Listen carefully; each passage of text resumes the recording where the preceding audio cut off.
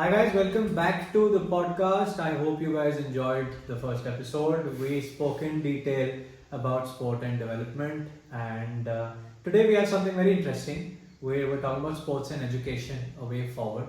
Obviously, it leads from the conversation we had in our last podcast about CSR, about development, about sport. And as you can see, I have my colleague, my friend, Mr. Hitesh Mantani. He's back with us for yet another cracking episode. So, sports and education, a way forward. We're talking about education. We know the role of education is very important, especially in India. It's very important. We're not talking about abroad. We will give some examples from the Western culture as well about actually the role of education in a sports person's life. So let's get started. How are you doing? First, that is important. All well, man. I mean, this is a very good initiative you have started. I guess sports and development was probably a good start for our discussion. Yeah. From the past 2-3 months, we have been discussing a lot about how Yeah. to do and things. So again, serious bakwaas. A bit of what pillars are we Relevant targeting? serious bakwaas. Relevant serious bakwaas, to be very Yes. honest. And these are the pillars we have been discussing a lot. I mean, first the development of sport, what is development, and now how you build the next pillar, which is education. Yeah. I mean, education is obviously everybody is focusing on how to study, how to become a better Yeah. engineer, doctor, or any profession we have been told about in our lives. But yeah, education is something very important to us. That's how we became professionals as well, Yeah, through education and through Absolutely. discussions and through research. So role of education, like we have been discussing for quite some time, role of education has to be very important. It not just necessarily means what I am studying as a person or what the schooling system is teaching me or what my college life is teaching me, but it is more of what is my personal development, which we talked about in sports and development episode as well. Yeah. Everything is going well. I think I just thought of how we can come up with the episode in terms of Yeah. what we can. The second pillar has to be really important, right? So education plus sport, again, something is going well, and let's see how it goes. I think the episode leads quite well from the first episode because at the end of the day, we spoke about sport and development. We're coming to education, and obviously there are people in India. We speak to a lot of people in India about. I think you only got this question from one of your friends that how should I Yeah. put my child in sport, Yeah. right? That is something that we will discuss. But before that, I want to talk about the role of education in India, the system. When we say, see, it's a very broad statement to say as well. The role of education in India, the system, because everyone talks in detail about the system, but people actually don't get to the crux of the matter when you actually criticize the system, Yeah. right? And that is something that we want to talk about, the involvement of sports in education as well. But I'll over to you, Hitesh. Specifically, when we talk about role of education in India, what do you think is lacking in the system? We will come to that. But what do you think is actually good in the system? Yeah. Because I've seen videos where people are just criticizing the system. See, it's important to criticize the system as well. That's all right. But what is good in the system first? Yeah. Aman, the education system catering to Indian needs is very specific. We cannot compare, like we discussed in the previous episode as well. The Indian population is a huge base. Yeah. So the catering to that needs and those Very needs of difficult. every individual has to be very specific and mannered in a systematic way, which I guess the current government or the previous government or any government has done in the past, have done a remarkable job. No doubt, obviously there are mistakes. The system cannot be perfect, the person cannot be perfect, the whole idea cannot be perfect. It has to go through some changes. By the time you feel that it's not right, you have to change it.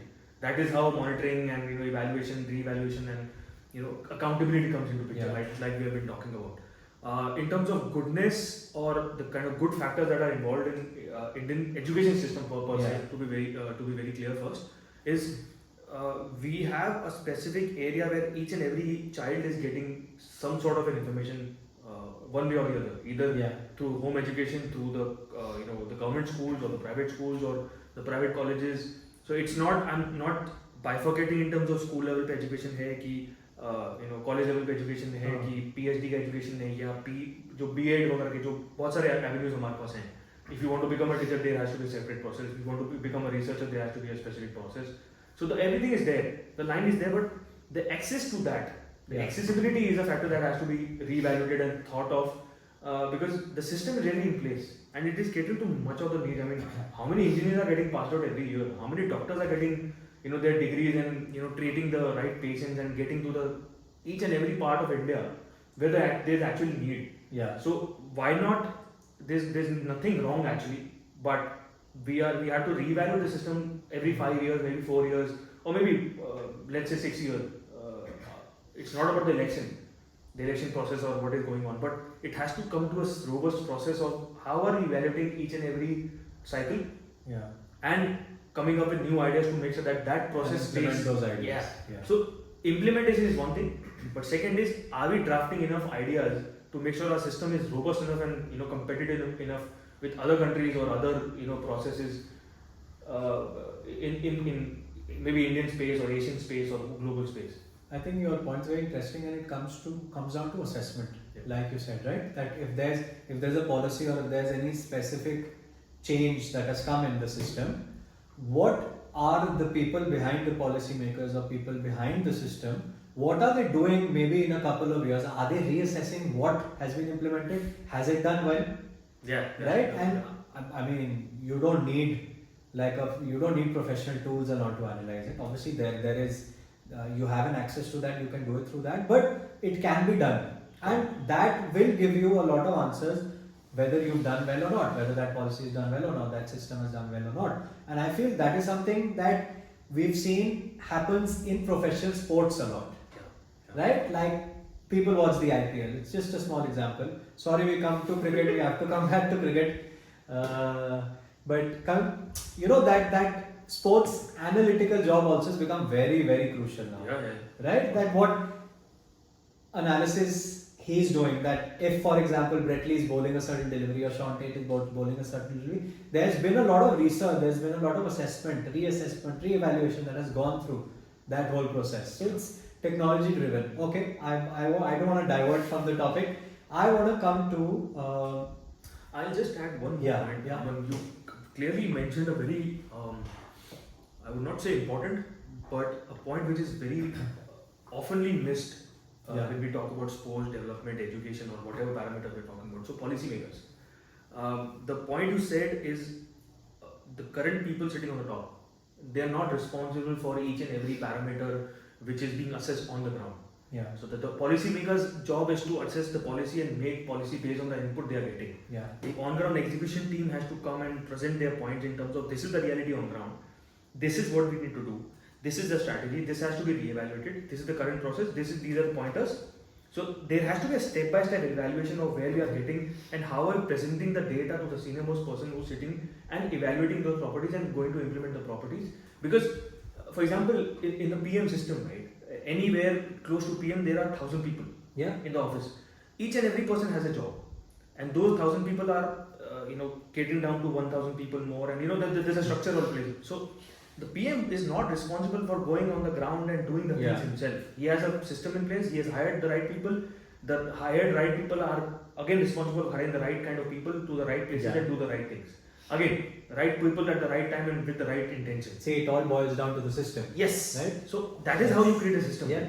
And education system is currently which is in place is catering to those needs and providing the right information. It's just a matter of time how we are evaluating the missing parameter, the parameter which have to be replaced, or maybe that replacement should not happen. Just the next, it has to go to the next level. It not necessarily means कि यार अगर ये पसंद नहीं आया तो इसको हटा दो. It doesn't. So it's not needed. Then don't do it. But you can take it to the next level. How can we improve that process? Right now, my 100 students are getting educated from a school.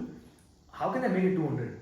How can I make it 300? That every 6 months or every quarter or But every year. sustainably you do that. Obviously. Yes, and the schools are taking hell lot of money, right? Schools, colleges, private. So any person who is in the education business, their coaching classes, everything is there. So the investment is there, the business is there, and are we actually getting to the point where getting the numbers, how many people got successful after being educated. Not in terms of the marks I'm getting, but in terms of as a personality, did I feel well? Did I good well? Did I do good in the economy, or did I contribute something to that factor? So that has to come down to whether the system is successful if you get those numbers. Yeah, The system is successful not just with the numbers. अरे मेरे 500 लोग pass out हुए. That is not the case. Yeah. Out of those 500 who took the job, who took the next step, how many are coming back and making sure that my system is getting re-evaluated, and how did I contribute to the system? So that is where the case of alumni comes in the college, and we are so proud of our alumni. Right? Absolutely. So I think that's a factor you pointed out very clearly. No, that's actually quite interesting as well. And the interesting part is how we relate that to sport also in education. And I remember when we were actually designing this episode, we were thinking, should we have it as a second episode or fourth or fifth episode? And we made like a timeline of how many episodes we want to shoot, which I'll get to later. But the interesting part was that we both are rookie cricketers. I'll use the word rookie because he's played more cricket than me. I've played a lot of cricket, and so he's elder to me. Only by a few years. This was not supposed yes, to happen. this was not supposed to come out. But you were supposed to do serious Bakwaas, not in Bakwaas. But there is a reason why I'm mentioning this is because we are coming to the involvement of sport in education, and we're talking about school education. So my experience in school, so we've played sports in school, right? We've studied as well. I'd say I didn't juggle education and sport very, very well because my marks were not, I can't boast also, but cricket was something that I was actually focused on. And we were having this discussion about how his experience was in his school when he was studying and playing cricket as well. Yeah. Like a very small example, his coach, God bless him, he's not anymore with us. His coach was very strict in terms of how you behave, how you conduct yourself. More than how you behave, he was very strict that you cannot miss the assembly or you cannot miss your first period. Right? My coach was very strict. I mean, we still have marks here, we still have marks on our hands. That is a separate topic. That doesn't happen anymore. Luckily. But that also taught us a lot. We will come to that as well. So his coach's strictness and my coach's strictness was very different. But I feel the process and the structure of us playing cricket was very similar. Right? Started at a young age. We got to learn cricket the harder way because at that time the system was very different, and that is where I want to come into the educational system, the involvement of sports in education, and specifically talking about school education. Yeah. Now, I'll put it to you. I've spoken enough. I'll put it to you. You brought some memories back, man. I mean, yes. I was hell scared of my coach, which was necessary because it is not in the negative perspective, but I was a very naughty child. Like everybody else. So this is a cliche in the Indian culture or maybe the Indian mindset of the parents that अगर वो बच्चा थोड़ा naughty है ना उसको sports में डाल दो अपना सीधा हो जाए. That is not the case. Yeah. If I'm naughty, there's a reason for it. I was a very energetic child. I used to run around in the house. It's bloody 2 in the night or 5 in the night or 4 in the night. So my energy had to be directed. Yeah. There are so many cases in the elite category as well that people are so energetic that the parent had to put them to sport, and they have won Olympic medals, Asian Games medal, Commonwealth Games medal for India, and they are still playing. Yeah. It's a very I feel proud in saying that I actually went through that phase but couldn't make it professionally to the next level. But yeah, in terms of my school, I had everybody goes through that phase. I mean, we have to, because it is not about you have to go through it, but it teaches you a lot of things which you don't understand at that time.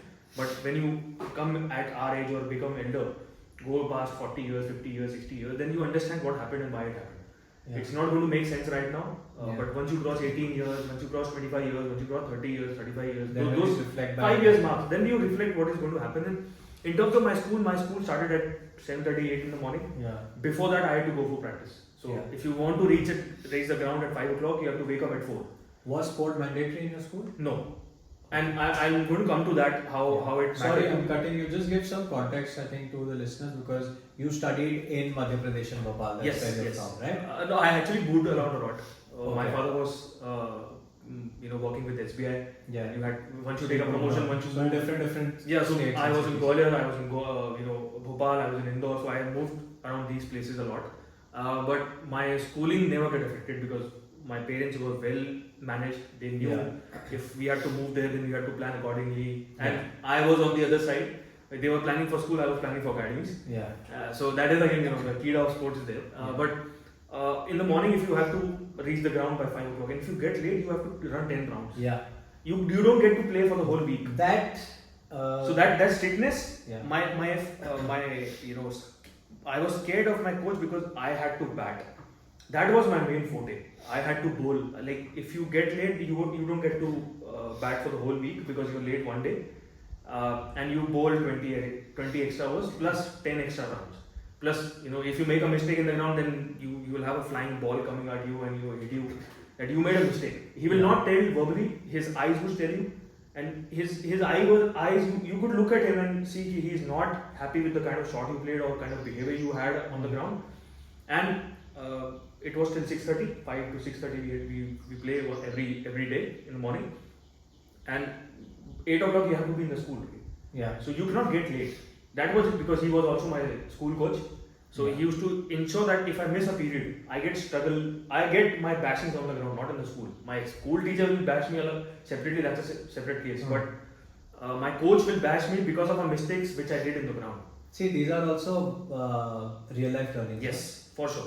That is what we want to reiterate also in this episode, that sport actually aligns very well with education. Yeah.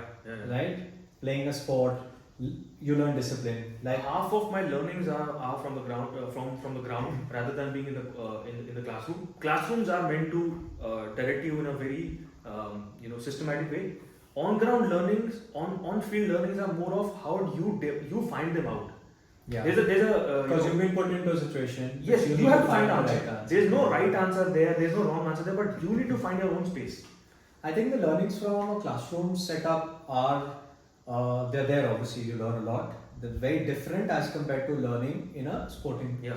But they have to mix. Aspect. Yes. It cannot be separate. You cannot keep the separate entity. That's why I'm comparing the discipline, right? Yeah, like you mentioned that in the morning 8 o'clock you have to go. That sense of discipline is there. Yeah, for sure. Right? And even I had that. So the thing with me was that I used to sing in the assembly. So I had to be there at 8 o'clock. Obviously, yeah. My other teammates used to go for a swim for 20 minutes, miss assembly and then go. But I had to be there because I was answerable to my music teacher as well. Yes. Right? So that discipline is there, and that boils down to education and sport as well, right? How we relate that to. So we talk about real life learnings. We can go on and on about talking about discipline, about how sport teaches us to. I'll add one more point. Yeah, so please. in terms of biology, like we are talking about education involved, strictly. Yeah. It plays like this. It cannot have a gap in between. I mean, I'm explaining it physically. I don't know how many people can see it, but there's no gap inside this, right? Yeah. So this is sport and education. Yeah. It has to work like this because I'm playing a sport. If I know my body, how it works, that comes from biology. Yeah. That comes from chemistry, kind of food I'm eating, the kind of hydration I'm doing to my body. We didn't understand it that time because that was not made accessible to it. If you play a sport, if you do this will help you in sport because there was no accessibility to that kind of data in the school which I was studying in. The moment you progress, my coach used to tell, like we discussed. I mean, I'm going to give an example from Sachin Tendulkar's autobiography movie that was made. There was an instance specifically in that movie where Sachin Tendulkar is, taking Arjun Tendulkar to the training center in outside India, obviously, and he's asking him the name of the muscle he's stretching right now. Yeah. If I had that instance with me, I would have been more careful in terms of how I'm building myself because you would have been more aware. Awareness plus I would have done it myself. Yeah. I would have taken the curiosity in learning the biology, learning chemistry, learning all those biomechanics and anatomy of my body. Right now, at this age, I'm making that double effort to understand what is anatomy not because I'm involved in professional sport and working with the topmost athletes in India, but it is more curious for me to understand because my forte has been athlete management altogether. Yeah. So if you understand the body of the athlete, personally me including, I can understand the concepts which are going to affect him in the future, or maybe in the which has affected him already or her already. I can predict that in the future and make sure that doesn't happen to another athlete or to the current athlete itself. So I think that one plus my energy, the kind of energy you portray on the ground, it cannot be done in the same in the class, right? If you are a naughty child on the ground, the coach can use that energy in fielding and specifically cricket, being a cricket fan. But there were a lot of other people who were playing football. They had the same energy. I was lucky to be part of the basketball camp which happened in our school in college. I learned so much in the morning, and I was one of the best guys in the camp. Being a short guy, I'm tall now, but basketball actually helped me to develop my personality, because basketball was very new to me. I broke two of my fingers on the first day, but that taught me pain is not meant to discourage you or get you out of the context, but it is more to teach you what not to do next time. Because if I put my hand on a fast throw ball, like the chest pass which we used to do in basketball, if you put your finger there, then you're gone. You have to catch it through in a certain angle. So it teaches you a lot of things, right? Same in life. I mean, education in real life is also more important, because everything cannot be done according to ourselves. It has to do. It takes time for us to understand the system. Either you join a company, either you be part of a project, work with the government. There are certain ways how you talk, how to behave, how to greet your seniors and greet your own colleagues. We would not have interacted unless we had that kind of energy and the relation with sport and the kind of talks we have had in the past. So it kind of goes down to how we are educated, how educated we are as a person, and how our colleagues and fellow teammates were there, and how the trash talk was there. That was much more fun, because you enjoy with your old teammates, you enjoy with the coaches. You get beaten by the coach, but your colleagues are also already laughing. Aaj to maar padi. So that's again a fun, but the fun was there, the learnings were there, the education was there within the sport, and I really enjoyed. But that time I didn't think I enjoyed. But right now, looking at my past, I think I've got a great life, because thanks to my parents who put me there. All credit to them, but all credit to my coach as well, because he's not anymore with us, but still it's a great pleasure to get trained under him and learn so many things. I mean, not only my coach, but also these top-notch athletes like Vijender Singh, Mary Kom, Ashwini Purnima, PV Sindhu, which were lucky enough to Deepa Malik, Nishad Kumar, Yogesh Katulia, Amit Andil. I'm thankful to those guys. And there's one athlete I would like to mention again. Sorry, Prachi. I spoke to her yesterday. Prachi Arab, she's a Paralympian, and the moment you talk to her, it's like, "Haan sir, we'll do this," and she keeps winning medals every 6 months or 7 months. You hear that Prachi is there and she's winning medals. Prachi is there, she's winning medals. So I've learned a lot over the years with these athletes, and God knows I'm looking forward to more of these stories. We still see every day is a learning, no? Yeah. Till your last breath, you're learning. I think that's what. That's the attitude we should have as well. That learning never stops. And I think a couple of points were very interesting. Like when Hitesh spoke about real life learnings, and obviously later down the years when you become a captain, I became a captain. So I can say that leadership skills. And the leadership skills that I gained when I was a horrific captain, I'll be very honest. And a captain is as good as his team is a statement 70% correct, I would say. When it comes to my time, my loss ratio was 100%. I wouldn't blame my team. At the end of the day, if Delhi Capitals doesn't do well, Mr. David Warner has to come and give a speech in the end, not Mr. Ishant Sharma or Andit Nokia, right? So, as a leader, it is up to you how you can get the best out of your team, right? And that is something which, obviously, a lot of these learnings, we implement these learnings, the learnings we had in our school time in sport and in education, we are implementing that in our day-to-day life now, right? Now, I'll give you an example. You're a senior manager, right? You worked for a few years to become a senior manager. So you're at a position now, you are a leader, right? There are people that are working under you. Not necessarily. That's another topic we have to talk about, which will come later.